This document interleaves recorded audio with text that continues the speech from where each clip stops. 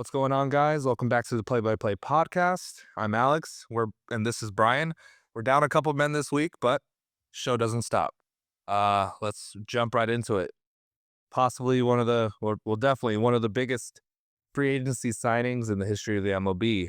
Juan Soto to the Mets. Yes, Brian, sir. what are your thoughts? Well, I think it's the biggest contract in sport. Certainly, I think For pay sure. per year. Yeah, I think it definitely easily. is. Well, first of all, congrats to Juan Soto and Juan Soto's children and his children's children and probably anybody that's lucky enough to Every be a Soto generation for after the this next year. 10 generations. If they don't play ball, they don't have Yeah. to, but they'll probably be good too.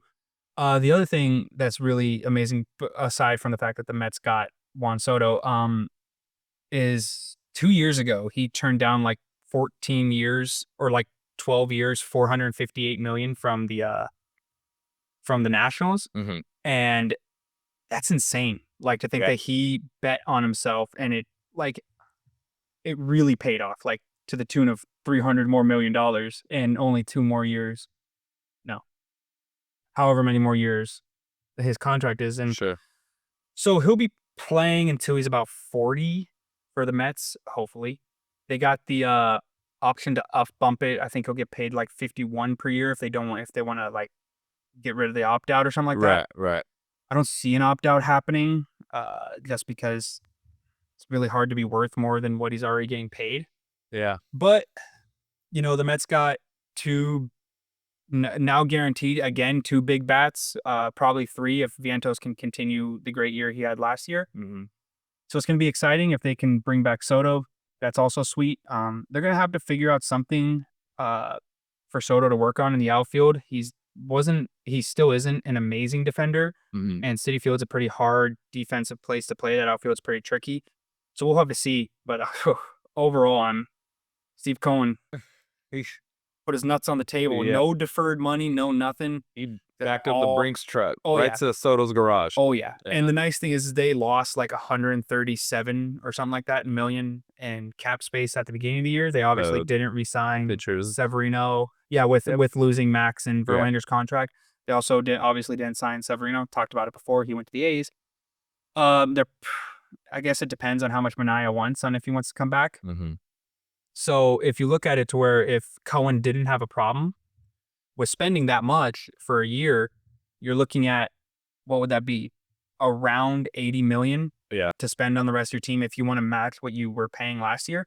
You can get a lot of dudes for another $80 million per year. You could look at someone getting like Corbin Burnes. Sure. There was news today that, I don't know how true this is. I saw a few reporters saying it, that Roki Sasaki and his agent really like the way that the Mets pitching coach develops pitchers. I do, but Mets pitchers also get hurt at a pretty high clip. But Verlander, he had injuries when he was a little younger, a few years with the Astros, but he got a big one when he was a Met. Scherzer, and then obviously everybody knows about DeGrom's recent injuries. But overall, hopefully, the last time the Mets showed out like this, they finished under 500. I think it'd be hard with Lindor and Soto. It'd be pretty impressive to finish under 500. But we'll have to wait and see. So I want you to take the Mets jersey off really quick. 15 years, $765 million. Is that an overpay? I'd say yes. Certainly it's an overpay. I don't know if any athlete, I don't want to sound pro-owner, Is but I don't worth that much per year. So, that's a huge investment. Yeah, especially when you're talking like, obviously if it wasn't deferred towards the end of his contract and beyond, Shohei would be making more money per year. Right. But he also pitches and hits. Sure. I think everybody was going to overpay for Soto. He's got Scott Boras as owner, notorious for being very hard in negotiations. Right. If he continues to be the player he is, no. It's the same thing with Ohtani. Nobody's going to care about his deferred payments if the Dodgers win 3 World Series. Yeah, of course. Or 4 World Series while he's there. It's the same thing with the Mets. If the Mets go to World Series, win a few with Soto, it's not going to look like a massive overpay. Mm-hmm. If you got money like Cohen does, being worth like $23 billion. If you got him, smoke him. That's what, but yes, certainly I'd say in the grand scheme of it, probably an overpaid, but I don't think there was any. They weren't going to accept market At the value. end of the day, you have to just see, obviously it'll take a couple years. No one's saying the Mets are going to win the championship next year. Went to the CS last year, but I It's know what you're saying. possible. But It's they have the possible. Dodgers and the Right, Padres. you have to give it a couple of years to really, decide as a fan, as like just a general watcher of baseball. You have to decide: is it worth it so far? Is that contract worth it so far? Is he worth that money that is being shelled out? Yeah, and it's quite a quick turnaround for the Mets. They had an owner before with the Wilpongs who didn't really want to shell out a whole lot of cash to go to the owner that's willing to, looks like, be the second biggest spender in the MLB. Yeah. I mean, obviously the Dodgers ownership would be first, even with all the deferments and all that. They will have, I think, the Mets will probably end up with a higher salary cap this year, like a higher, but with the deferred payments, the Dodgers would be up there too. If you were to count that, the Dodgers would be up there too. And it's really nice that the Mets are one of those teams, because I'm under the belief that, like, if your owner's willing to pay and you want to use the rules of baseball with no hard salary cap, just a luxury tax, or if your owner's willing to pay the tax, then you should go buy everybody. Yeah. It's unfortunate that some teams don't do that, but that's just kind of how it is. Yeah, I mean, if you got it, if you got the money, and luckily if you're part of a fan base or your favorite team has an owner who's willing to spend the money, you're not going to complain if you're a Mets fan or anything. Also like that. helps being either in the market in LA or New York. Of course, you're in a big giant market anyways, like that. Now let's bring up another pretty big recent signing, especially for the position. Max Fried signs his deal with the Yankees. How do we feel about that? For the Yankees, this is awesome. First of all, it gives the Yankees fans a little bit of a boost. You get an ace of a pitcher. He probably won't be the one on their staff. But I mean, this is a huge, I guess you could see it as a morale boost. Obviously, Yankees fans were not happy with the fact that Soto left, let alone leaving to go to the Mets just across town. Max Fried's a dog. Max Fried, I watched him very closely. Obviously, he was in the division. He's dirty, great numbers. He had dealt with some injuries last year, and I believe the year before still had like a 3.05 ERA. He's definitely an ace, and if you're looking at what the Yankees need, they definitely needed another pitcher. Now, you lost the bat with Soto. You're probably going to have to go get something. There aren't many people. There's nobody that's available now that you could get to compare to Soto's numbers. Sure. But, you go out there, and let's say the Yankees go out there and they get maybe one or two serviceable arms for their rotation. Now you're looking at, Cole, Fried, Heel, and then another serviceable arm they get. And I feel like I'm forgetting somebody that they might have in their rotation as well. They also need a little bullpen. Marcus Stroman is there too, but he's kind of he was. I don't think he featured much in the postseason. I don't think I'm not so. sure. No, he might have been hurt, but he could have been. But you're looking at certainly a strong rotation. They are still a little weak on the back end when it comes to bullpen guys. Yeah, but losing Clay Holmes too. I mean, Clay Holmes was one of the big downfall they had with such a deep lineup facing the Dodgers is they really in the postseason only had like 2-3 high leverage guys. Right. Dodgers, you need all of them. Yeah. There was such a deep lineup in the playoffs. Right. You need all of them. Every single guy in your bullpen needs to be high leverage. That's just the Dodgers are really good. But so they need a little bit of bullpen help. I could see them still obviously fighting with if the Orioles can be good again with the Orioles and the Astros for that, championship series. So we'll see. Yeah. The Red Sox have been interested in a lot of guys. I keep seeing on Twitter that they're not pulling the trigger though. But that's Fenway Sports Group. Yeah. I mean, we know. Obviously, we have a buddy that's a Red Sox fan, and we have my brother that is a Liverpool fan, very familiar with the fact that Fenway Sports Group doesn't exactly hand out the cash. Yeah, notorious. Which is really sucks because you have two very high market teams with Liverpool and the Red Sox. Yeah. You're going to make a lot of money anyways. But sorry to go off topic, but Max Fried, he's just an outstanding arm. He's going to be amazing for them. He's going to put up numbers comparable to Cole, and you're not going to lose very many postseason games or series is when you have a 1-2 of Cole and Max Fried. It's surely more than likely not going to be their fault. Also, yeah, certainly. And also it could be, it might be beneficial to the fact that I would say that good pitchers are just good pitchers, so it doesn't matter if it's righty. Right. But the fact that you're seeing it from either side, just pure dominance might be a factor as well. Yeah. And I mean, you look at it, 8 years, $218 million. I'll tell you one person who is happier than Max Fried, Corbin Burnes. Because what is Corbin Burnes going to get So as far as contract? we talked about this last week. Because Blake Snell had just signed with the Dodgers, and we kind of batted around that. I personally thought that it was going to kind of be a meet in the middle. You know, the pitchers were expecting to make this X amount, Right. and Snell make this amount. Meet in the middle because the Dodgers are deferring some of his money. Right. And I didn't think that most teams will want to defer money. Obviously, the Mets are probably in that no deferral thing, considering the fact that they're just willing to send $700 million to one guy. But starting pitchers getting paid. Mm-hmm. And I don't believe Max Fried has won a Cy Young. Blake Snell has won 2. So I guess you could say meet in the middle for Corbin Burnes too. He's won one Cy Young. Mm-hmm. Had a good year last year. Kind of struggled a little bit towards the end. But he's got to be happy. I mean, he's probably looking at nothing more than 6-7 years probably. Yeah, and with the you're looking at probably upwards of, I want to say high 200, low 300 million. Maybe a low 300. Yeah, I mean, I'm not very good at math. I tried to do the math quick in my head to see whatever 37 or somewhat, 35, 37 million a year is. But that's probably comparable to what you're going to see for him. And that's what, like we said last week, that's only a few teams that are willing to do that. Right. You're looking at the Yankees, the Mets, the same teams all the time. The Yankees, the Mets, the Dodgers, the Padres. I know you wanted to bring this up too, but they always surprise me with how much money they actually have because they're always another team that's in contention to sign people with the Giants. Mm-hmm.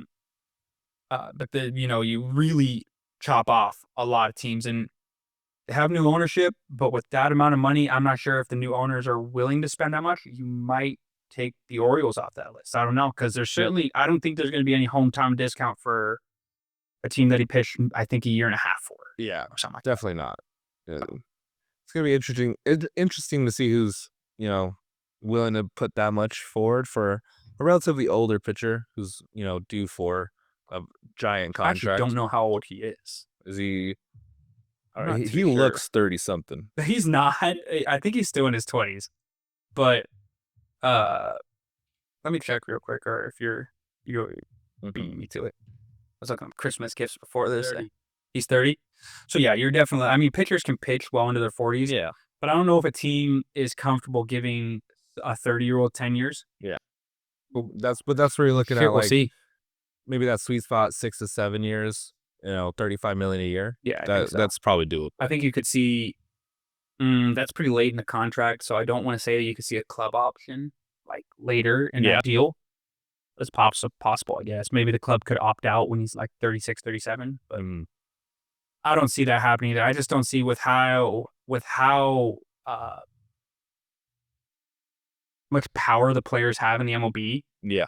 Certainly contract-wise, I don't really see that happening, but we'll have to see. But yeah, I think the comfort zone is probably like 7-8 years. I mean, with all these, deals being done, it looks like this is just the beginning. So we still got a long way to go as far as people signing, and it's going to be exciting. And I will tell you that one of the only things I don't like about some teams willing to splash the cash. Sorry, lisp got me. There's not going to be that much parity in baseball. Yeah. You're always going to have that one team that shocks the world. Tigers this year, Diamondbacks last year. But you're going to really see, it's almost going to, I really hope the MLB doesn't lose audience like the NBA did when it was just the Cavaliers and the Warriors. Mm-hmm. Because, if you get a little bit more parity, it's going to be like 5 teams. Yeah. But, you're looking at the Astros, the Yankees. You could argue maybe the Guardians when Shane Bieber's healthy. And then the NO's a little bit more, I guess you could say, with the Braves, the Mets, and the Phillies. Dodgers, the Padres, Dodgers and Padres. maybe Giants. We'll have to see if Yeah. they are able to get anybody else. But and then from the Central, the only other Central team I could see, I know I already listed all the AL teams, is if they can really get some guys around Bobby Witt, I could see the Royals, Yeah. being competitive. But that's another team that I just don't know if they're willing to spend to get elite players. They'd really have to hit on some young guys. Yeah, for sure.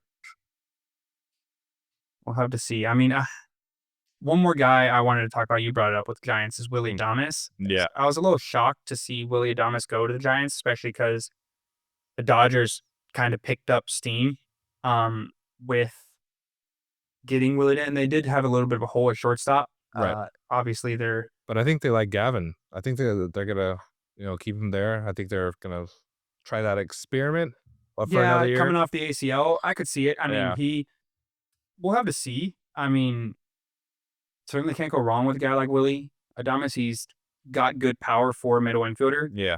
The Dodgers would never say no to more power. I guess it's still up in the air on if Teoscar's going to resign with them or not. But they're going to give up like 1 run a game. Yeah. So it doesn't really matter. And they already have Ohtani, Betts, and Freeman. So realistically, they could have Ohtani, Betts, Freeman, and 6 guys that have never played baseball before. But it doesn't matter because they have 5 of the 10 5 of the 10 top on any 10 given pitchers in the start, MLB. your faith And in then the top 10 also- pitcher. And then also they proved in the postseason the bullpen ain't too bad. Yeah. So it's not good to be in the NL right now, but hopefully, some NL teams can put up a fight and we don't see the You've Dodgers seen in the World miracles Series. happen before, so we'll see. Hopefully we just don't see the Dodgers in the World Series. I hope so. Stop as being well. a baseball fan until the Dodgers are It's done. gonna get boring. You're gonna lose. You think you're getting close to losing the average, viewer. Like, oh hey, Dodgers are playing again. Damn, I don't want to watch this. And it's just boring. I Yeah. mean, like I feel like it'd be a different. I'd certainly, because it's when it's your team. You're obviously hyped. You're always in championships. Your owners are spending huge and all that, but that's only a select few people. Now the Dodgers definitely have the biggest fan base because of Shohei Ohtani. Easily. But I just say, like your average American viewer is just gonna be like, I mean, why would I turn on TV to see the Dodgers versus the Yankees or the Dodgers versus the Astros? Yeah. In October like that? I realistically, at least sitting here right now, I can't see any other team kind of competing with at least the Yankees and the Astros in that CS. Mm-hmm. I could be proven wrong, but I just really hope that that's not the case. Hopefully, you could see, and I don't want to make it sound like the Padres, Mets, Phillies, and Braves are underdog teams because they're not. Yeah, they spend a lot shit ton of money. Of course. But the Dodgers are certainly still the better team out of all of them. Yeah. The Mets still have some starting pitching holes. Padres are probably the team I'd say right now, looking at it on paper, that can compete with the Dodgers. And the Dodgers showed that during the. Well, not only that, but they had like a Around the Fire. Mookie Betts had like a podcast Around the Fire. I think it was at his house. I don't know if you saw it, but they literally said, they were like, Max Muncy said he couldn't eat before games playing the Padres. He was so nervous in the playoffs. They pretty much said that the Padres versus the Dodgers was their World Series, not their World Series. Like they were gonna be like, oh, we won, like whatever. Like no, that was definitely the toughest opponent. And then basically the Mets was a whatever series, like it's just a playoff series. And then the Yankees were like, all we have to do is put the ball in play, and they're gonna beat us. Which is pretty much exactly what happened. Which is exactly what happened. Like the Padres took them to all 5, and they had to grind those out. The Mets went to 6. It was just a normal playoff series. They beat the shit out of the Mets sometimes. The Mets beat the shit out of them. And the Yankees Dodgers was shot themselves in the foot. I mean, what that ended 4-1, right? But even with that 1 win, it never really looked like the Yankees were ever going to take control of that series. Right. But we'll have to see. You want to move on to your specialty? Yeah, let's do it. So just transferring over to a different type of entertainment. This Saturday, WWE is having the return of Saturday night's main event.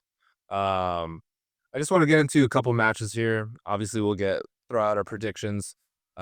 This is per the recommendation of a friend of ours, Angel. If you're watching, I appreciate you. So first match, we have Cody Rhodes, WWE champion, versus Kevin Owens for the WWE championship. Brian, who would you go with?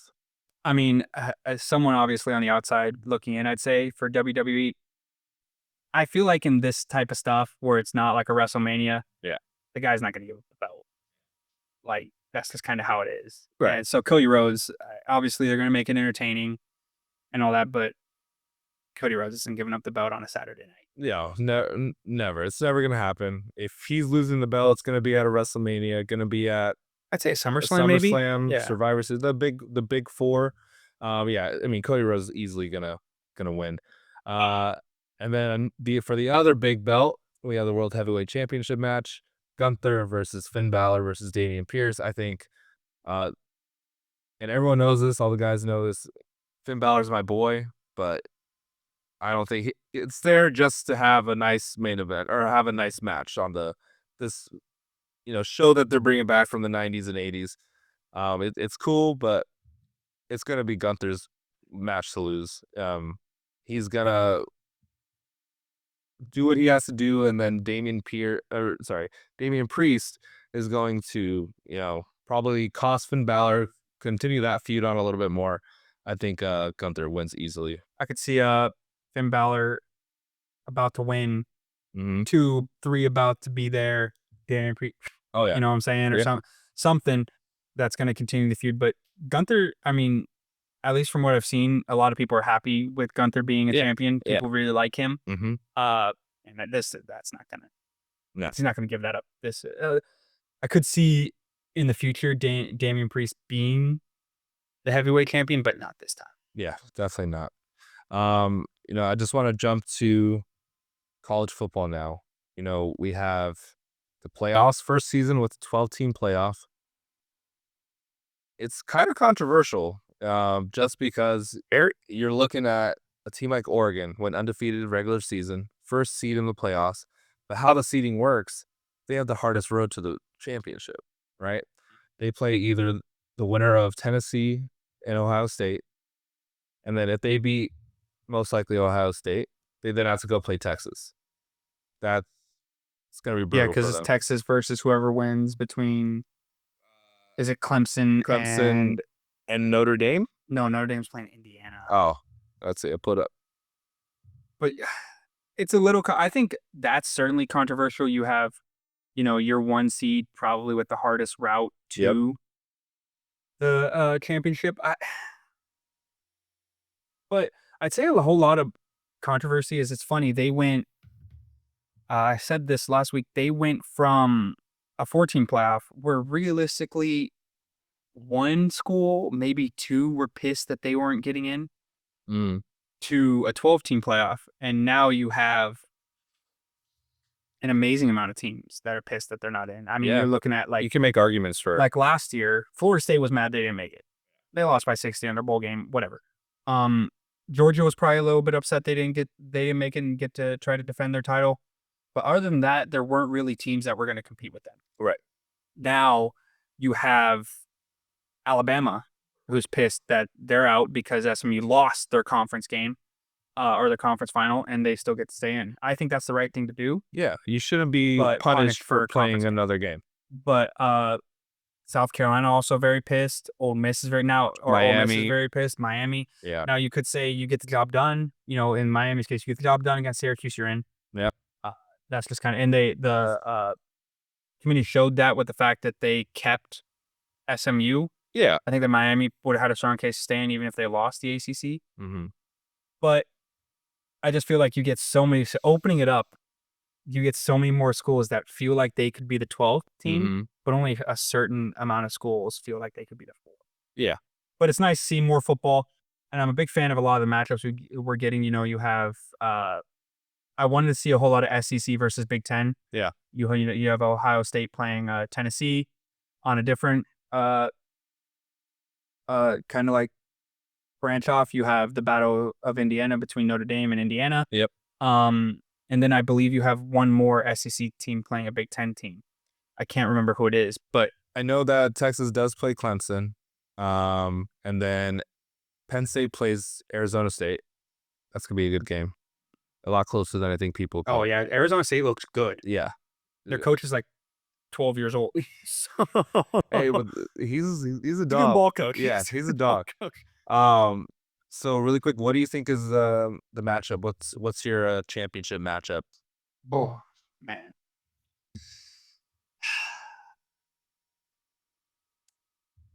I'm going to say That's how the bracket's gonna I work want, out. like, selfishly, obviously, I don't want to sound, however I'm going to sound, but I personally know some people that coach at Boise State, Mm-hmm. and so I'd love to see them go to the final. I don't think it's possible at all. I think they could honestly beat whoever the winner of that game is. Yeah. But I think we're going to see a nice SEC. This is a boring pick because I know they're 1-2, but I think we could see a nice SEC versus Big Ten in the final, and Georgia playing Oregon. Georgia didn't miss a beat with Carson Beck out. Yeah, I know. They And, look good even without him. And Oregon's the only undefeated team. They have a hard route, but they're a good team. I really like Dan Lanning. And I think it just kind of comes down to, at least in my mind, those are the two best head coaches in college football between Dan Lanning and Kirby Smart. I think when you get to these playoff games, high tension, the players are tense, everything's tense. You're gonna see you're gonna see the good coaching come out. Right. It's gonna be interesting. Kind of go off topic before I ask you who you think. It's gonna be interesting to see these warm weather teams Having playing travel. cold, Yeah. having travel for this first one. I'm not sure how many there are. Looking at it right here, it looks like I don't know how cold it gets. Well, SMU is gonna And play in SMU, Pennsylvania. It's yeah. gonna be. I don't know if it's gonna be snowing cold, but it's gonna be cold there. Yeah. I mean, Indiana is gonna play Notre Dame. That's fine.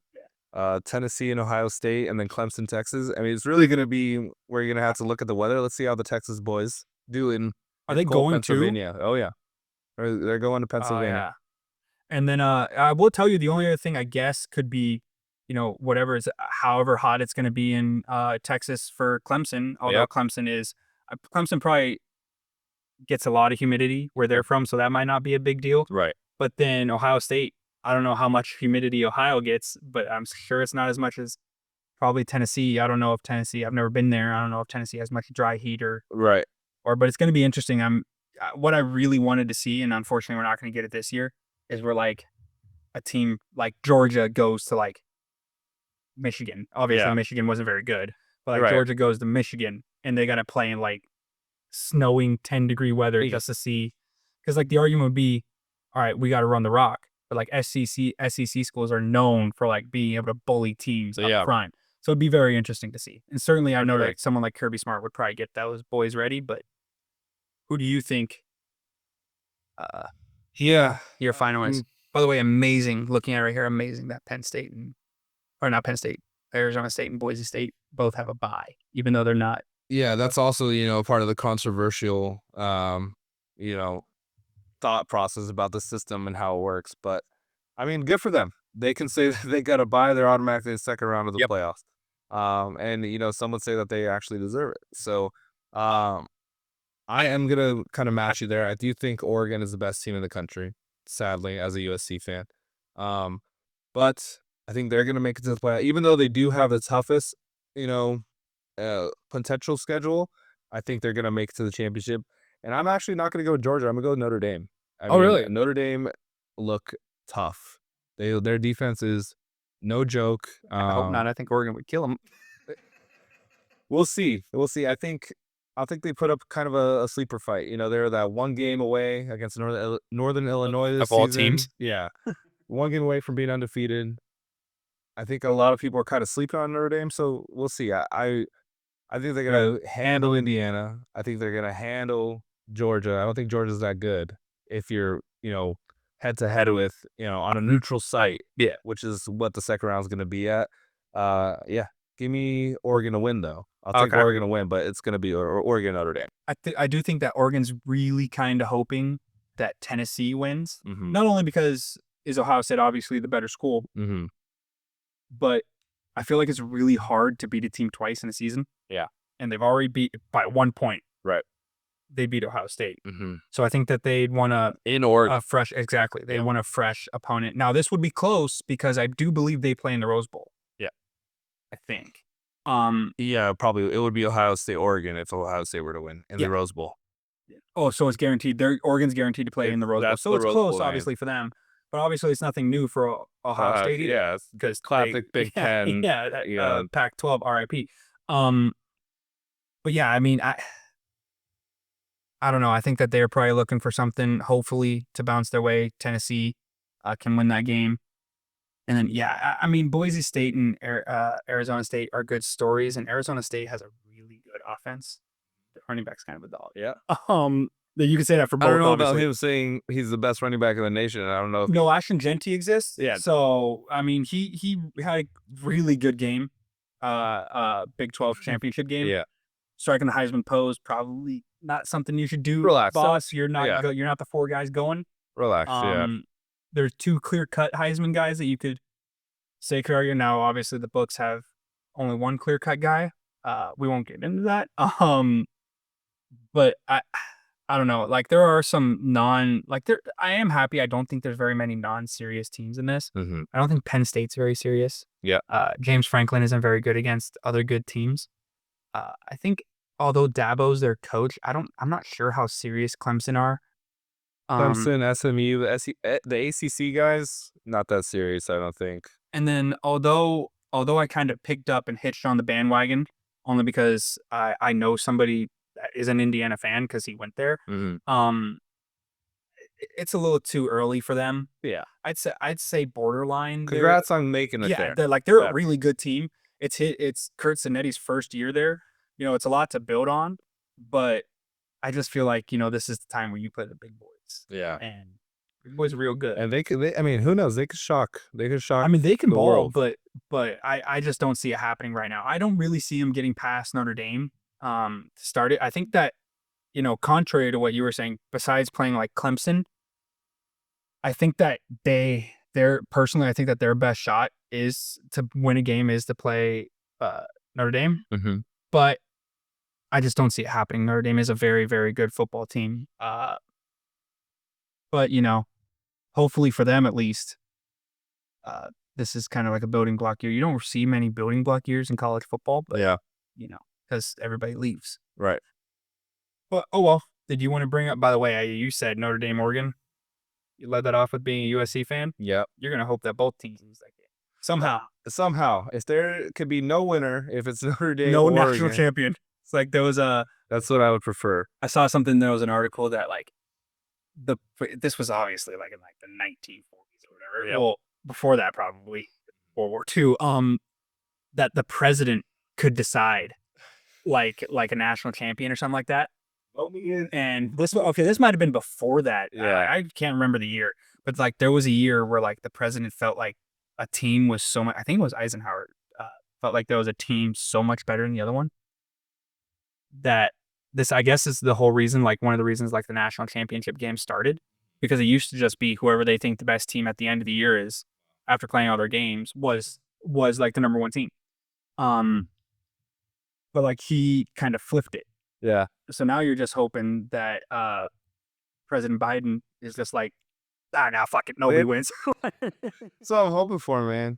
I mean, it's as a SC fan, it's gonna hurt if those are the two teams remaining, but we just got to move on to the next Good season. teams. Yeah. And I will tell you hopefully voting block year for USC too. Man, 6-6. It's not pretty. And in this day and age, with all that money too that USC has, it's very interesting. It's rough. They're not. It's rough, and especially right now, they're getting a lot of hate because Lincoln Riley just can't recruit in California. I mean, growing up early 2000s, 90s, 80s, back to the 70s. If you were, especially a Southern California guy, you wanted to go to USC, right? Then it seems like over the last, 10 years, it's just been declining and declining and declining. So I'd like to see us make it, more of a adjustment, especially in the transfer portal, because everyone's leaving USC right now. Yeah. I mean, just in the last 2 days, there's been at least 5 transfer outs. It's brutal. It's gonna be, on one hand, if you don't want to be a Trojan, see you later. Get out. Yeah. But that's the nature of NIL right now, right? They're gonna go wherever the money is. I get it. Finally, these athletes what they deserve. They deserve to be paid.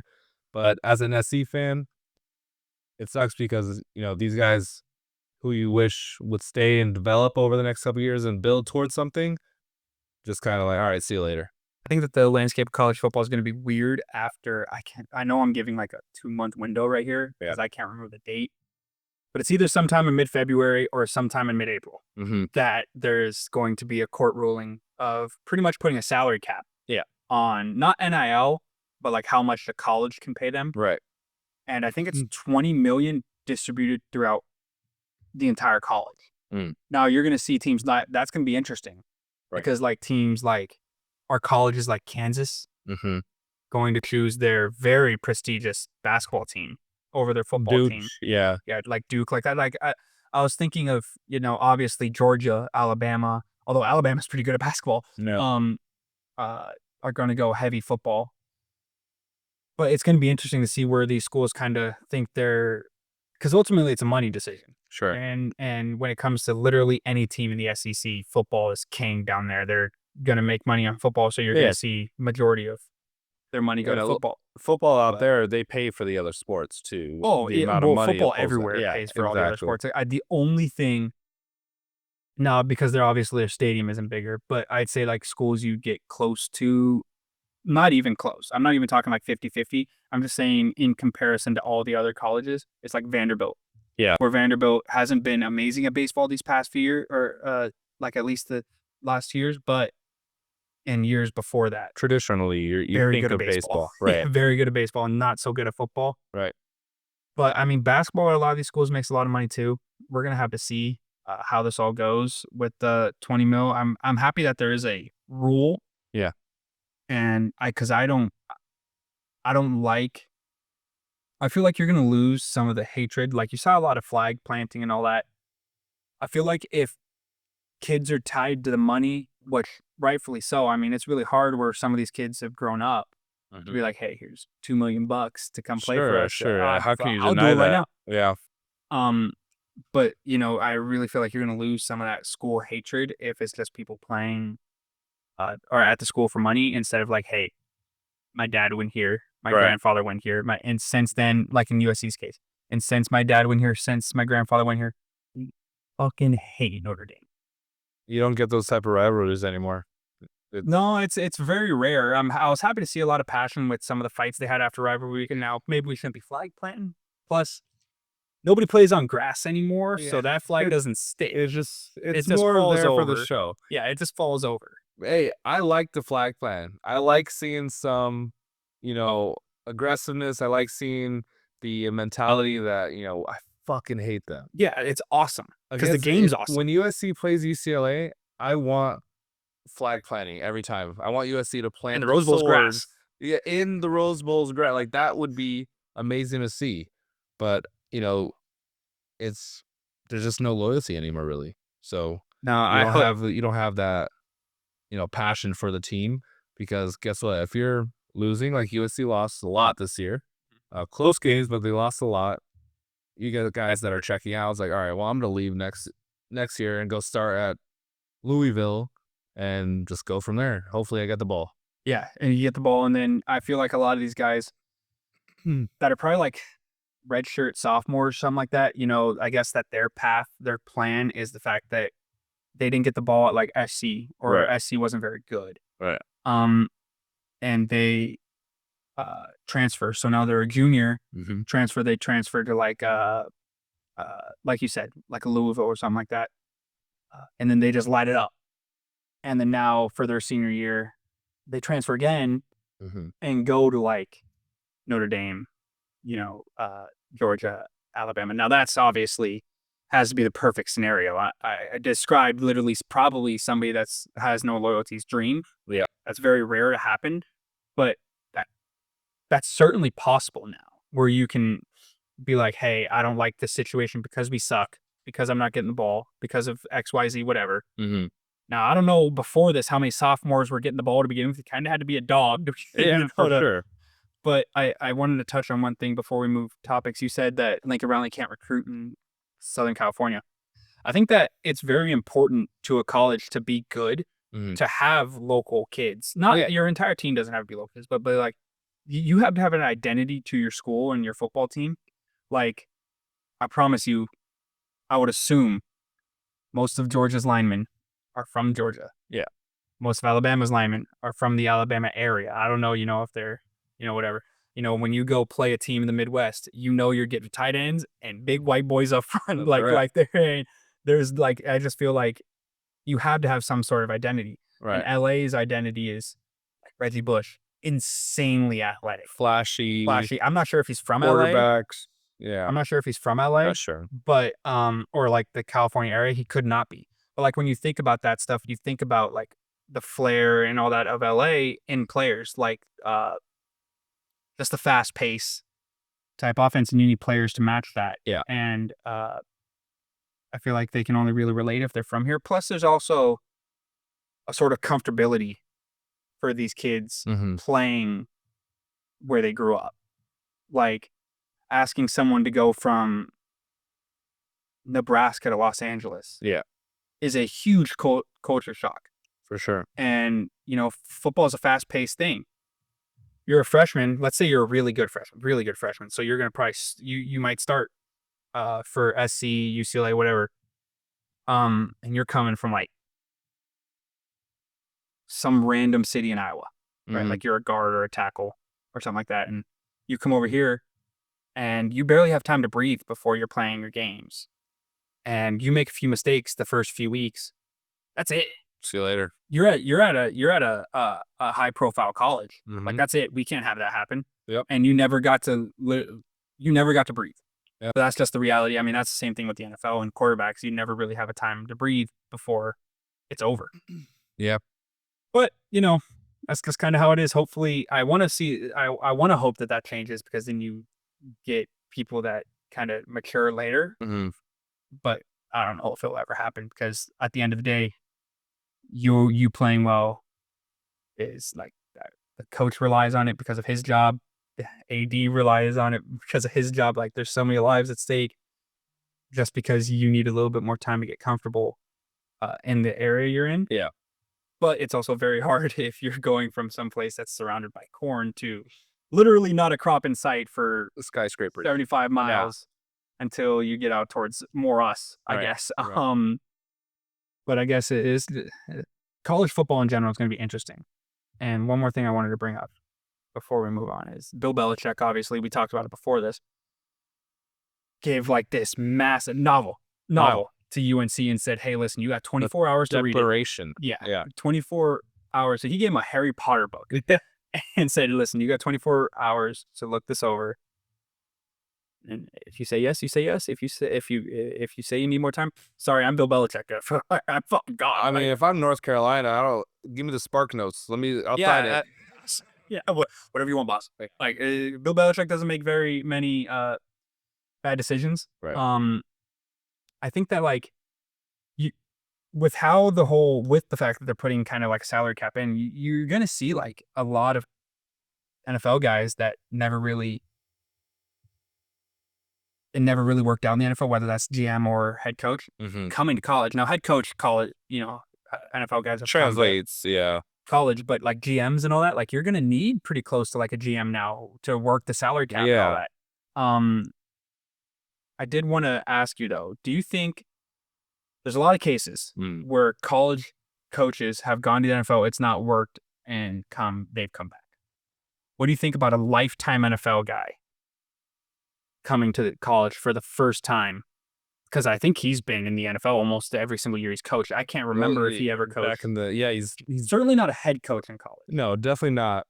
But he's been a head coach since the 90s with the Browns when they were first there, and then obviously with the Patriots. I don't know if a lifelong NFL coach will translate to, college, because you have to take into account recruiting. You have a bigger roster. You have obviously definitely more competitive as far as your conference, and then leading up to a 32 team playoff, right? You can't lose, right? Yeah, you lose one game and see you later, pretty much. But it's weird to see, because like look at Look what Mike Tomlin said a couple years ago when they were asking. There was rumors, he's going to go to college. He's going to leave the Steelers. And he was like, why would I take such a downgrade? This is a head coaching job in the NFL. This is the highest of the high. So I don't know I don't know why Bill's really doing it. I mean, I feel like he's the type of guy, he can get any job he wants in the NFL if he wants to. Obviously, He didn't, I guess you could argue, but I don't know. think he didn't because there wasn't the right situation.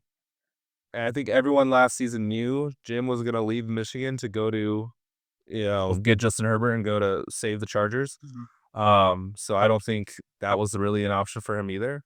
But it'd be nice. This is kind of like a 1 to 2 year rental. Let Bill coach there, and then his son's going to take over. Yeah. I just can't imagine Bill Belichick recruiting.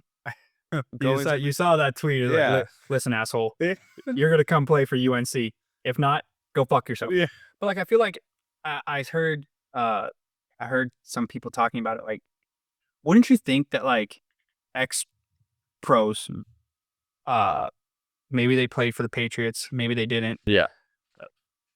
You can go play for like Kirby Smart, obviously a very good college football coach. Right. You can go play for a whole lot of coaches. Dabo Swinney, very good college football coach. Right. You could also go play for Bill Belichick, who is like obviously like he knows. Not only does he think he knows, but he knows. Oh yeah. What you need to translate into the build NFL. the winning program. Exactly, and not only that, but like he's gonna build like your guy. He said in an interview I was watching that he said that his program is going to be built all around getting kids either education ready because they're not good enough for football to play in the NFL, or NFL ready. And I feel like ex-pros be like, you should go play for Bill. Like that's like No, I mean it's gonna be interesting to see how it works out, because it's like when you're in college and you're an AD there, you want to build your program for success even after this coaching tenure. Yeah. And Bill seems like he's the type of guy to build a program, from the ground up, because UNC's down here. Oh yeah. And then when he leaves, sets up future coaches for success. Steve. Yeah, exactly. But it's weird because you don't really see a lot of college coaches translate well in the NFL, nor NFL coaches translate to college. I mean, Herm Edwards, lifelong, coach in the NFL, coach of the Colts. He went to ASU, was only there a year, not good. Lovie Smith, Bears coach, Texans coach, was at Illinois. How good was he in the NFL? So good. Yeah, I mean, still, you went to Super Bowl. You got to give him one of those. That's true. But he went to Illinois, didn't cut it out there for a couple years either. So we don't see a lot of translation from lifelong NFL guy to college, and so we'll see. We'll see how it works out. But I feel like it's a little different too, because although these are 20 to 24, 25-year-olds, yeah, you'd argue that they're not grown men. Right. I mean, a lot of maturing to and do. Also Bill Belichick went from coaching 26 to 30-year-olds, and then also coaching people that had wives, children, their own life, like grown ass men. Yeah. That he also had to coach, and now he's not coaching anybody. Yeah. That's a grown man. They still have a lot to learn on it, but I just wonder. I wonder if the name Bill Belichick would do a whole lot of recruiting for him.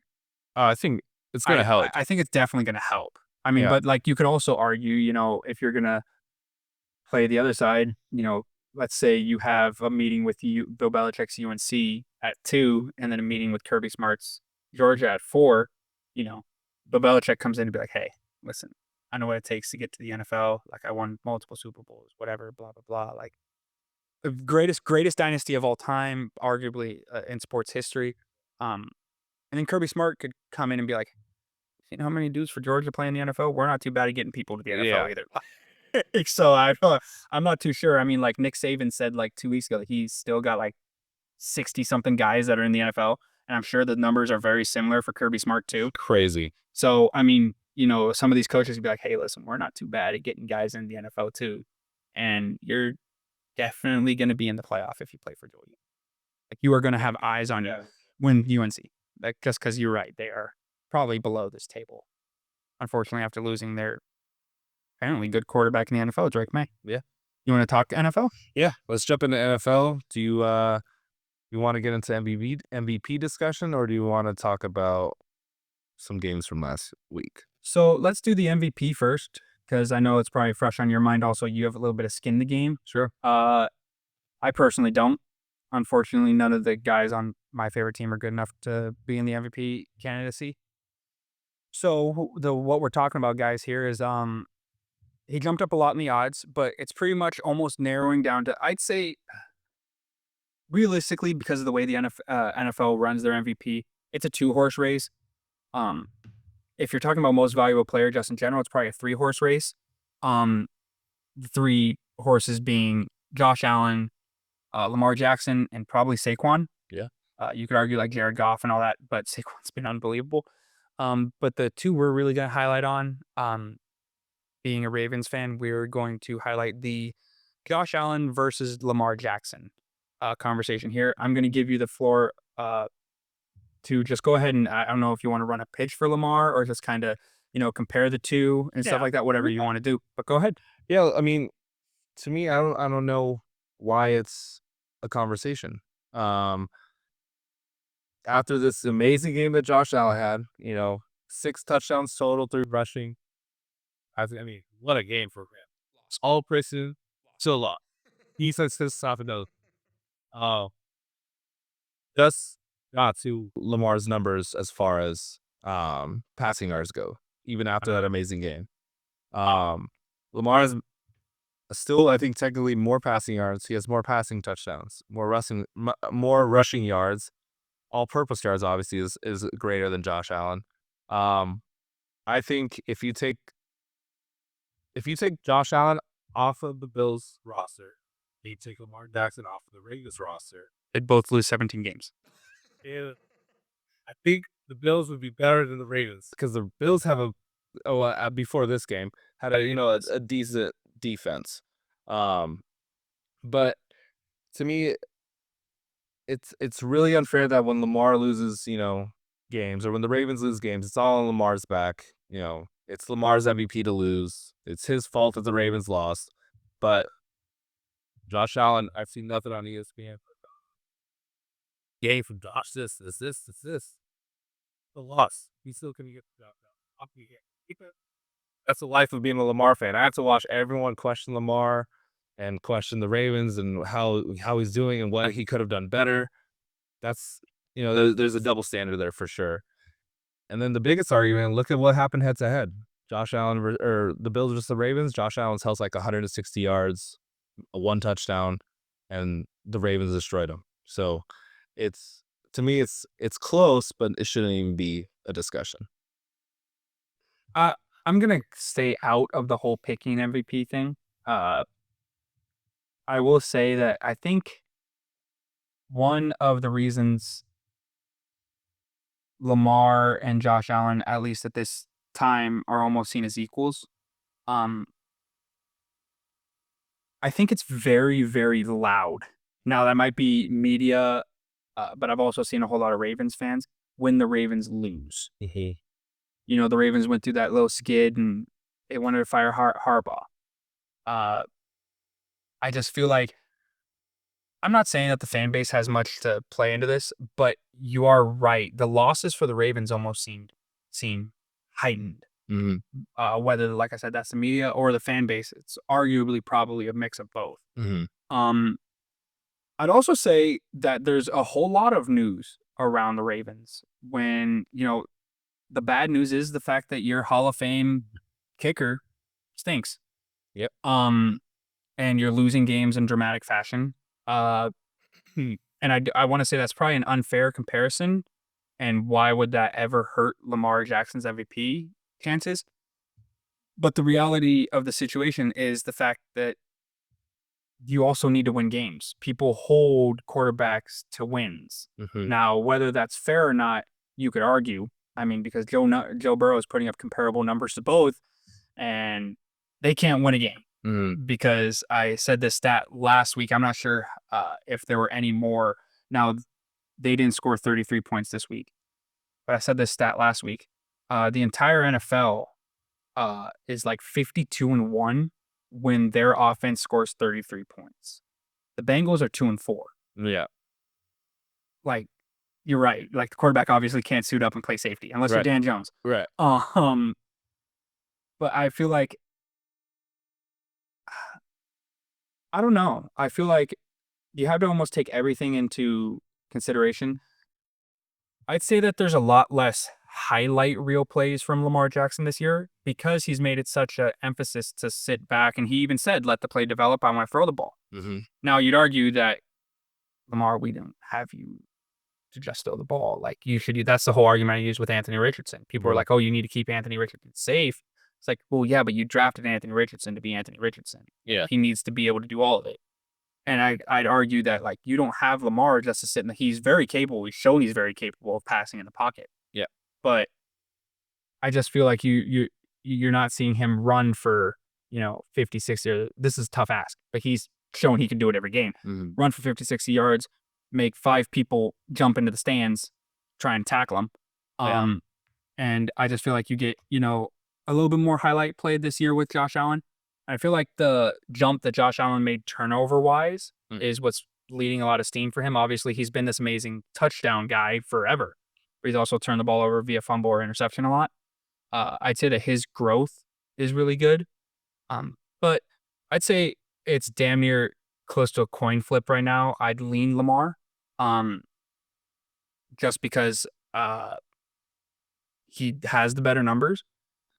But we'll just have to see it. Also, a lot of recency bias in this stuff. Lamar Jackson didn't have an amazing game. It's almost like a week-to-week thing. If Lamar Jackson goes out there, scores 4 touchdowns, and runs for 100 and throws for 300, like, he's automatically now the MVP favorite. It's a very week-to-week thing. Right, of course. The one other thing I want to touch on is the fact that I guess this is probably the closest legitimate non-quarterback MVP we could see for some time. It's very funny because he's on a team that I just talked about bad publicity. Mm-hmm.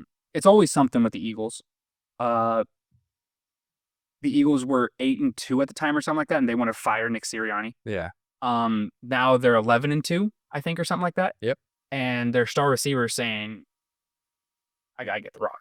The wide receiver 1 and the QB 1 don't talk to each other. Exactly. And like, so it seems like right now, at least in Philadelphia, there's always something. Yeah. Saquon's the bright spot there right now. I mean, all season. He's putting up Ashton Genty numbers in the NFL. Yeah. Like he's leading rusher now. And then I think just his second half rushing yards is 4th in the NFL. Mm-hmm. It's crazy. That's insane. I feel like this is the closest we're going to get now. Is he probably going to win? No. We really have to see Lamar and Josh fall off, I think. Yeah.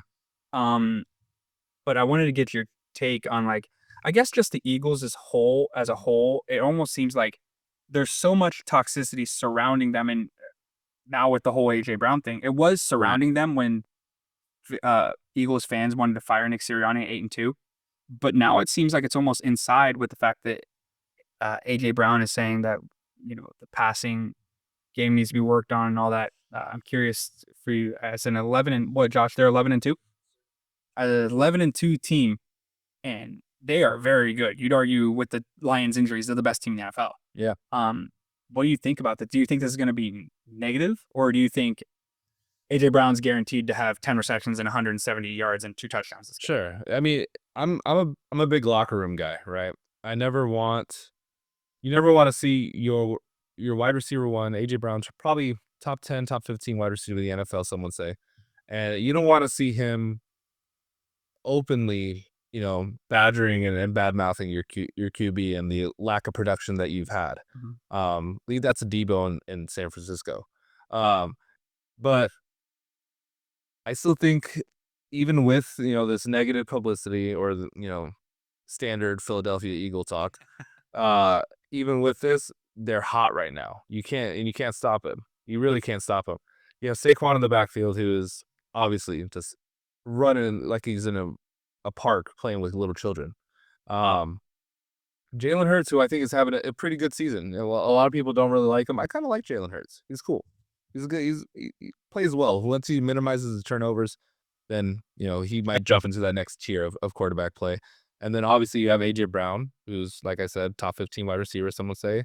Devonta Smith, probably a top 5 wide receiver 2 in the NFL. But it just seems like they can't it's not clicking passing wise. But their defense is also really solid and the offensive line is really good. So I don't see them stopping even with the negative, publicity, but who knows? Maybe this kind of brought something up. Coach gonna sit down with Sirianni's gonna sit down with Jalen and AJ Brown and having a meeting this week. Like, hey, You get together. let's watch this shit. We're 11-2. Second in the NFC behind the Lions. Let's figure this shit out. So I wouldn't be surprised if we go out. AJ Brown gets 7 catches, 100, $120, and a touchdown. Like, here you go. Here's what you wanted. Now let's move on. Let's try to win a championship. Yeah, it's really weird because there's a chance at a Lombardi here. Like, I'd say that you brought up Debo. I'd say that it's almost like their situations, although similar, are different. Mm-hmm. Because the 49ers have no chance at winning the Lombardi this year. Right. The Eagles have a very big shot of winning Lombardi this year. I almost feel like certainly this is the inside voices or the inside stuff being said with outside voices. Right. But it's almost like I don't want to place blame on AJ Brown, even though he did, I guess bring it on himself. Like, you have a very realistic chance of winning the Super Bowl. Like, this is some grievances you should bring up, like in March or April. Yeah. Be like, hey, I didn't get the rock a lot last year. Like, come on. Like, yeah. Not while you're 11-2 and making, like, you just don't want to put, now you're right. There's a very big chance that they just overcome this. They seem to have overcome everything that's kind of been thrown their way. Yeah. But like, you don't really want to test it. Right. Like, everything's going very well. Like, you're unbelievable. And you're in a division that you're just Cadillacing through the rest of the season. It don't matter. You could lose you could do what you did last year and still go to the playoffs. Yeah. But I don't know. It was around this time, maybe a few weeks before, where the Philadelphia Eagles fell off last year. I don't think it's going to happen again. Doesn't look like they're going to. Main reason is the dude that is lining up behind Jalen Hurts, I think. Yeah. I don't think he'll let it happen. Yeah. Which is wild to say about a running back. But I don't know. I just feel like this isn't something you should put even in the air. Like, when you're certainly the closest you've been since you went to the Super Bowl of going back. Right. So, that's kind of it for some headlines. You want to go ahead? You have any thoughts about the games being played last week? Yeah. Initially what came to mind is the NFC West, right? You look at the Rams, Cardinals. Nobody wants to win the division. Yeah.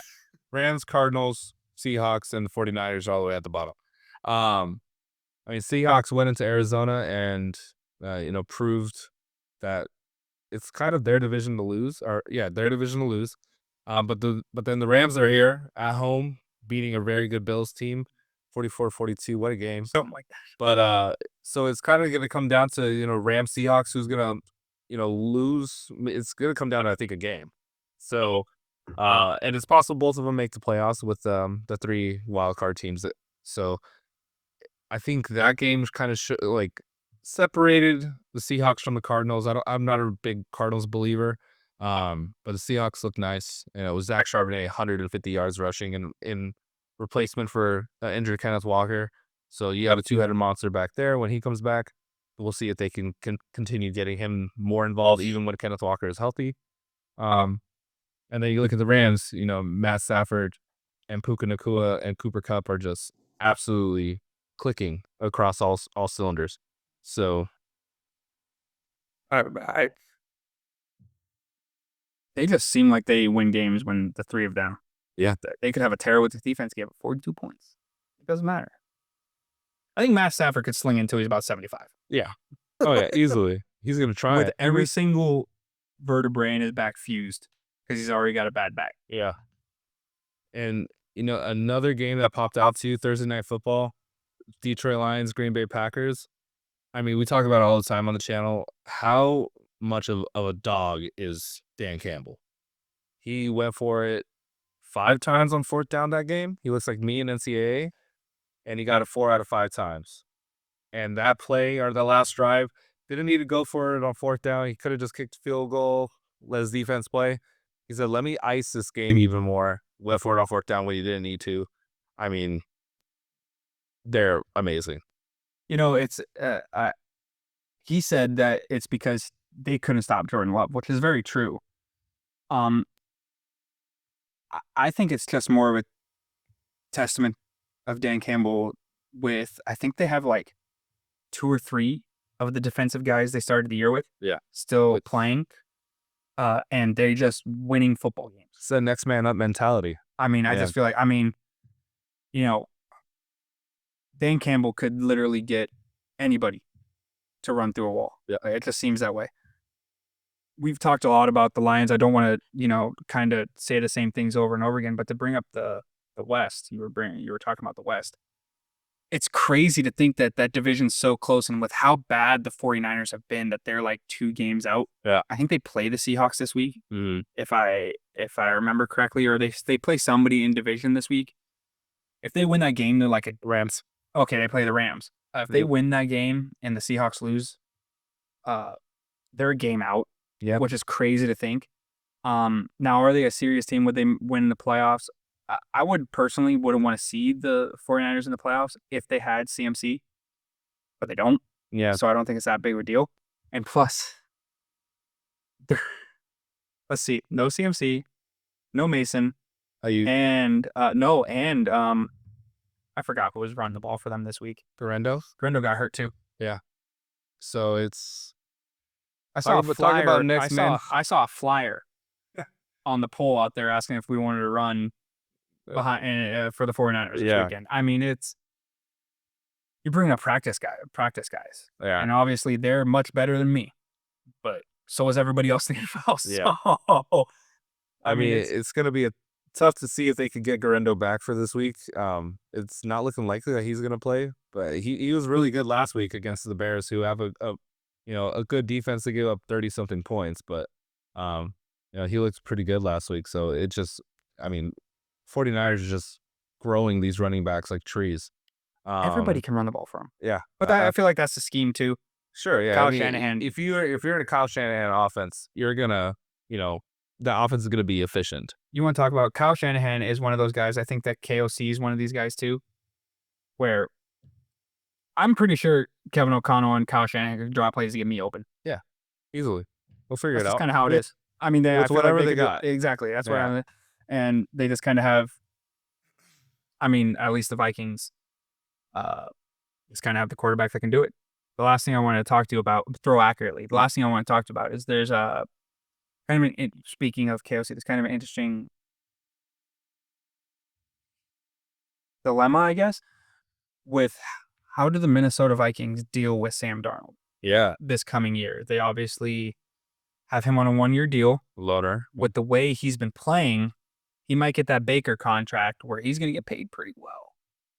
Is this a situation, do you think the Minnesota Vikings give him 3 years and say, listen, J.J. McCarthy, you got to wait? Or is this where, we're not giving him, they didn't want to pay Kirk. That's the whole reason Kirk walked. Yeah. Looked like it might have been a good idea. But do you think that he walks and goes, a lot of teams need quarterbacks, but do you think Sam Darnold will also thrive in a team that isn't the Vikings with KOC? Let me take my USC cap off. Let me take the bias cap off. But you can't argue with numbers, and you can't argue with a record. 11-2, when everyone thought, Sam Darnold, our starting quarterback, or he's the Vikings quarterback, they're gonna win 6 games. He's gonna turn the ball over. He has proved that he could be a starting quarterback in the NFL. It just sucks for the Vikings because, like you said, there's a dilemma, right? We just drafted first-round quarterback, got hurt. He's supposed to be the guy next year. So let's let Sam play. Well, Sam played, and he is, leading them to victories. Threw for 400-something yards, 4 touchdowns. He's going to get a contract. I don't know if it's going to be with the Vikings, though. I could see, obviously, the fall-off with roster is a lot, but you can see the Giants going after Sam on maybe a 1 or 2 year deal. 1 year, 40 Does he even accept 1 year, though? I think you do. I think you take what you can get, because this is his year. He's obviously, the stats are showing that he's gonna get paid. Yeah. Just depends how much he's gonna get and for how long. realistically, I can see him signing another 1 year, but 35, 40 million, like guaranteed. Just give him everything, guaranteed. Just give it all guaranteed. And just let him keep doing it until he finds a home, because if you're the Vikings, you're not going to pay him long term when you have JJ there. You can't. You drafted JJ in the first for a reason. I mean, maybe it's a 2-year, 80 million, 40 million each. Like that wouldn't be too bad for them. And then you just hope it continues to work out, and then you let JJ develop, which could be, a good idea. I'm always open, or always happy with, rookies who get to actually sit and develop against a veteran, especially a guy who's been through it all, like Sam Darnold, ups and downs of his career. So I could see like a 2-year, 70, 75 million, 80 million deal going to Sam from the Vikings. But I could also see him going another loaner deal with more guaranteed with a team like the Giants. I could see. I think Sam, even if you were to take less money, it'd be smarter if it was like 5-10 mil less to lock up 3-4 years. Yeah, sure. But I feel like the team's gonna have to take a step back and look like. I mean, Sam Darnold's still really young. Yeah. I mean, I think a lot of people forget that. I think he's like still in his mid-20s. He's like 26, 27. Yeah, exactly. Yeah. So he's kind of in that weird area where he could sling it for you for the next 10 years. I mean, if he gets, like you said earlier, that Baker contract, 3 years, 100 million, like it's, I can't think of a team that would do that right now. So I don't know. There are a lot of teams that need quarterbacks. You brought up the Giants. Just thinking of teams that need quarterbacks. You could, the Raiders, but there's a big talent drop off there too. Yeah. If I'm going to the Raiders, I want 5 years. Yeah. Because I want a lot of guaranteed money, because there's a big chance that I'm not going to be as good as I was with the Vikings, because I don't have Jettas and Jordan Addison and Hawkinson. Yeah. So, and KLC is not your play call. Exactly. God knows who's going to be their play caller next year. Other teams that need quarterbacks, I mean, I personally like him a lot. But could you see him going back to the 49ers? There's been a lot of heat on Brock. I mean, I don't know if that's fair or not. I don't know how many quarterbacks would do well when literally everybody on their offense is hurt. Yeah, and he was dealing with injuries himself. Yeah. I mean, he's also due for a contract. That's another guy who's going to be wanting his contract. Yeah. Going from Mr. Irrelevant to, a guy who's going to get 5-6-year deal, probably, a couple $100, $300 million contract. You would like to think, if you're Brock. I don't know if 49ers take that risk on him, on Sam. I'm not sure how Carr's contract looks, but you could argue the Saints need a quarterback. Yeah. Just thinking of a few. Obviously, I think the Panthers have seen enough. Bryce Young kind of looks like he's picking it up. Sam backs his Panthers. That'd be crazy. There's no way. And plus, I think that I'm actually really happy for the way Bryce has kind of been performing. I literally just had a team on the top of it. The Titans. Mm-hmm. I feel like the Will Levis experience, unfortunately, might be over. Yeah, Mr. Mayo. Must watch television. Yeah.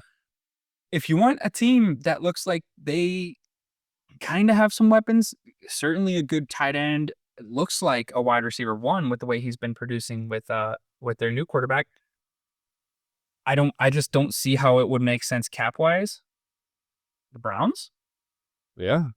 I mean, but they're probably gonna cut Deshaun, and that's $70 million dead cap. They're not going to be able to afford it. They can't. They're just going to re-sign Jameis at that point and let him be a starter next year. And Jameis, he's going to win you a game. Yeah. Well, he might throw for 35 touchdowns. He'll throw for 30 interceptions. Oh, yeah. Well, actually, not 30 pick sixes, though, because he prayed to the good Lord. He didn't pray to take away the pick six. Just the pick sixes, though, not the picks. Just the pick six. By the way, it works. He did not throw a pick six. Yeah. Did throw a few picks. Yeah. But that's just Jameis Winston. And you got a team that kind of popped up, before we move on to the Pickems. I don't know how the contract looks, but think of that Seattle Seahawks. Geno's, mid-30s. He might only have a year or two left. What if Sam goes there and then you still have, a big play guy in DK? You have, like we said earlier, two-headed monster, Kenneth Walker and Zach Charbonnet in the backfield. That could be a really nice team with a solid defense that Sam I can see sign a 3-year deal, $100 million, and he's still young too. There's a team that has been sitting in the back of my mind just blaring at me. I don't want to say it. Say it. So what are we in, like week 13 or something like that? This is going to be week 15. Week 15, my bad. Mm-hmm. So you got 3 more weeks. Yep. He's looked good ever since he came back from his benching. you know that I am probably, certainly in our friend group, the biggest supporter of Anthony Richardson.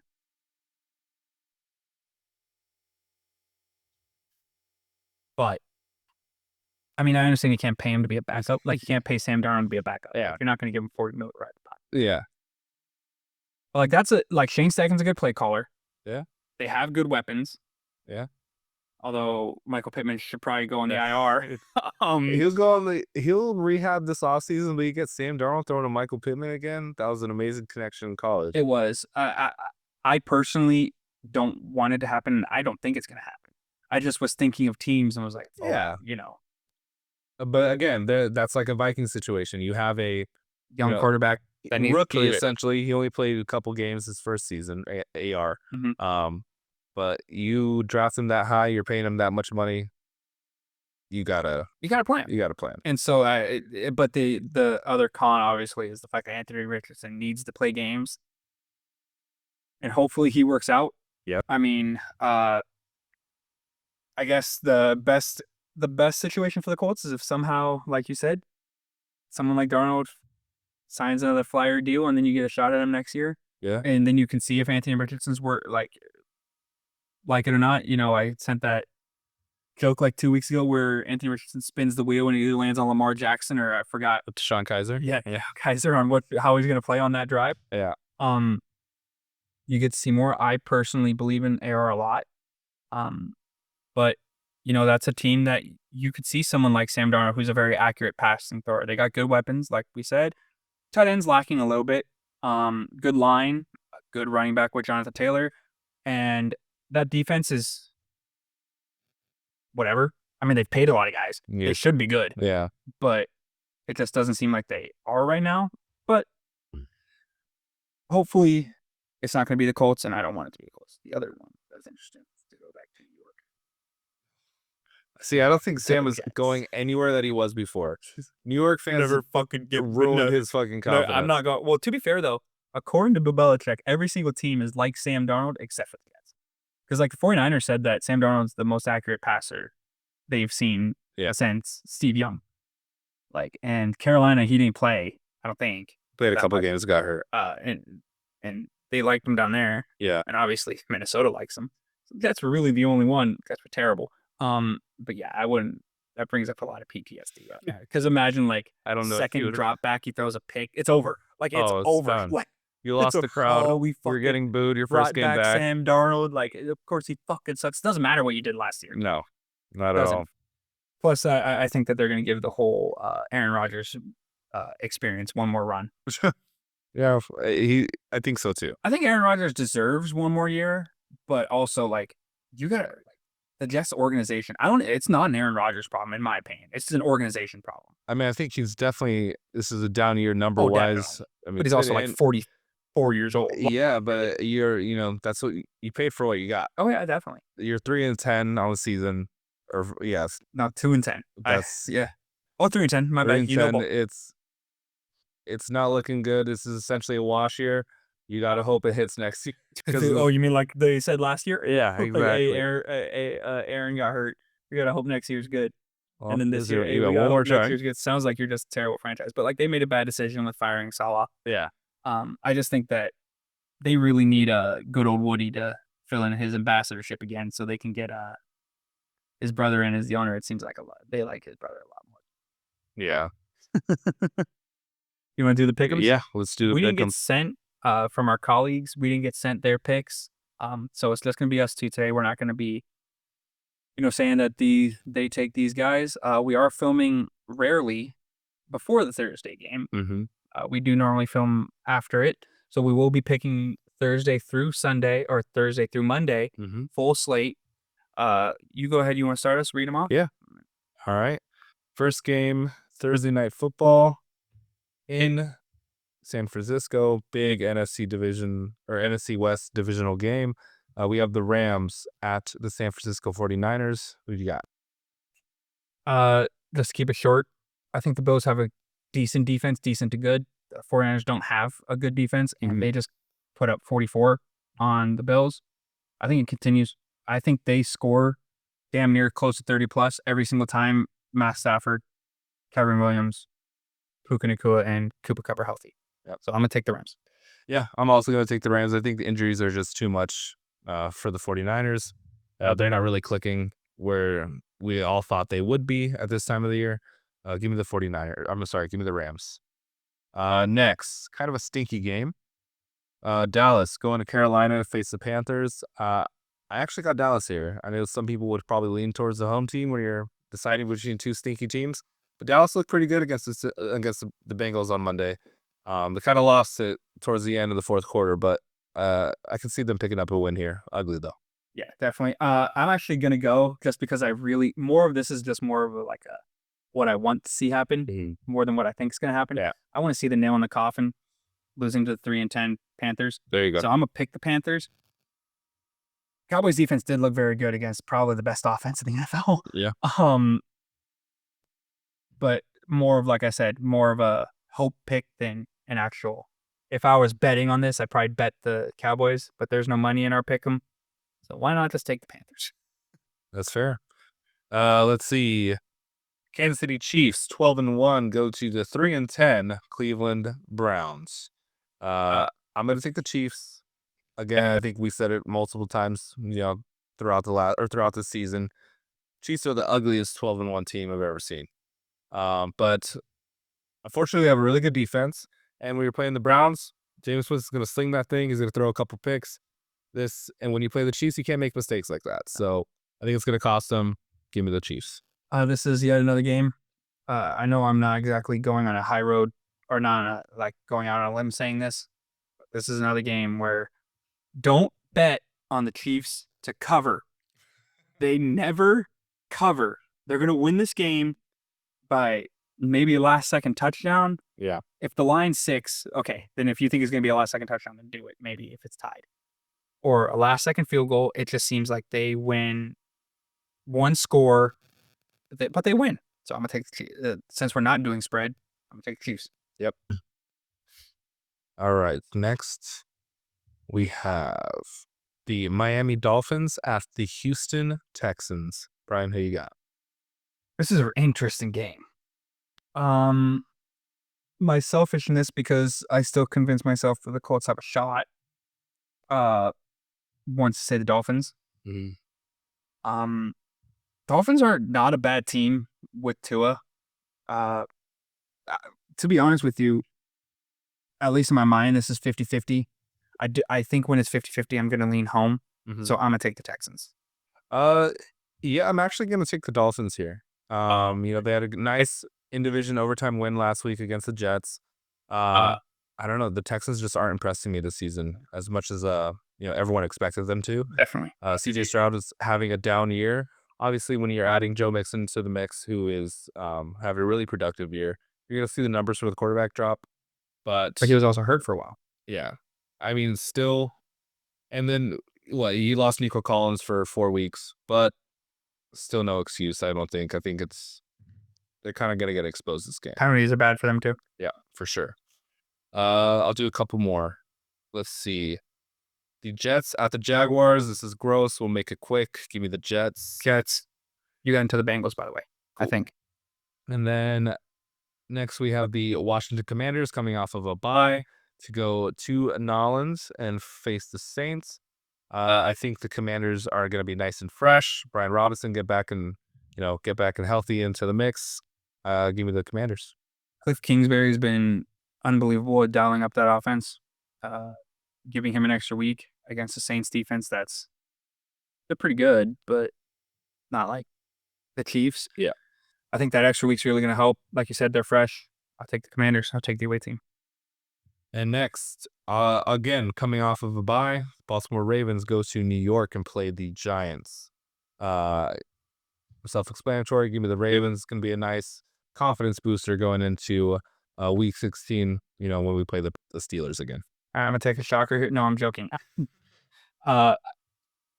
Obviously, nobody ever has any idea who's going to be lining up for the Giants. I'll take the Giants against anybody. But give me the Ravens. And my last one, guys, let's do the Bengals at Tennessee. Give me the Bengals. I'm gonna take the Bengals too. I mean, Bengals defense isn't that great, even though they did look all right against Cooper Rush. But you're not. Levis is worse than Cooper Rush. Yeah. So maybe the Bengals defense plays even better. We'll see. And the Bengals offense is really good. Yeah. So we're good. All right. So we'll go ahead. We'll pick it back up. We got the New England Patriots against the Arizona Cardinals in Arizona. You know, every week I do this, I always go out on a limb and think the Patriots are gonna like somehow show up win. and They're gonna be you the know, the Patriots. defense is gonna be crazy. Like, play it safe. Give me the Cardinals coming off of a loss. They're gonna be angry. They're gonna be upset. Give me the Cardinals at home. Give me another week of the Patriots saying, "Hey, we lost, but Drake may look good." So I'm gonna take the Cardinals as well. All right, we have the Indianapolis Colts traveling to Denver to play the Denver Broncos. I've done this quite a few times this year, and I'm gonna do it again. Unfortunately, the team ain't that great. If we were betting the spread, I might bet the Colts cover. The Broncos are really good. Yep. Do it. We take the Colts. Wow. Yep. That's Give crazy. me the Colts. AR is gonna. I'm not psychotic, so I'm going to take the Denver Broncos at home with that defense in a must-win game when you're fighting for second in a division behind the Chiefs and the Chargers. Chargers are 8-5 as well as the Broncos. I think this is a must-win game for them, even the Broncos. All right, now we have the game that should have been flexed to Monday night because there is a doubleheader Monday night. We have the Buffalo Bills playing the Detroit Lions in Detroit. You want to lead us off? Yeah. I'm not going to pick against the Lions until someone beats them. And someone hasn't beat them since week 2. So give me the Detroit Lions at home. I think it's going to, again, one of those things. I think it's going to be a shootout. It's going to finish 14-13 or 14-17. Give me give me the Lions at home. All right. We brought up the Lions' defensive injuries. I feel like this is a game where it could really get exposed.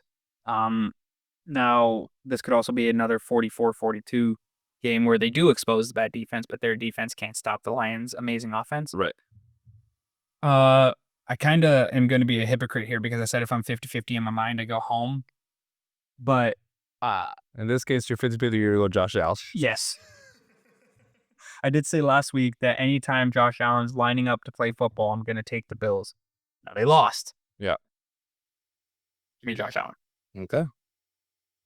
Ooh, another really good game. Ooh, there are a lot of shitty games, few good ones. All right, we have the Pittsburgh Steelers going to Philadelphia to play the Philadelphia Eagles. I'll go ahead and I'll lead this one off. Mm-hmm. Oh, man, this is literally the weirdest game because these are just two really good teams. The Steelers thrive off their amazing defense. It looks like Russ can sling it a little bit. Yep. The Eagles are incredibly high powered with a high-powered running back. I think this game goes one of two ways. I think the Steelers win just strictly because the passing game is a problem and Jalen Hurts can't get it rolling, or the Philadelphia Eagles win because the passing game gets going. So I think this is literally just going to depend on how well Jalen Hurts plays, in my mind at least. Yeah. I like to believe in Jalen Hurts, so I'm going to take the Philadelphia Eagles. Okay.